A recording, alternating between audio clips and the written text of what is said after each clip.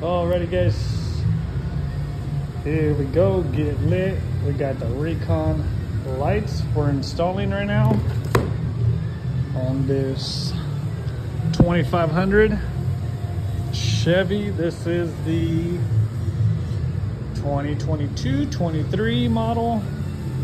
I'm gonna show you guys what needs to be done. You gotta bring down his headliner and you gotta drill some holes.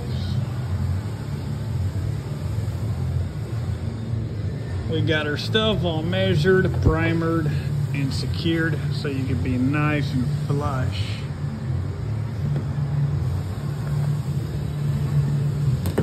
We got our lights here, be careful.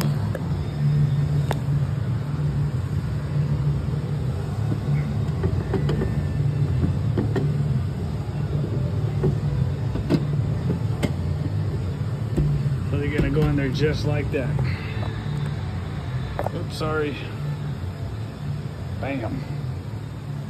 Let's get them done.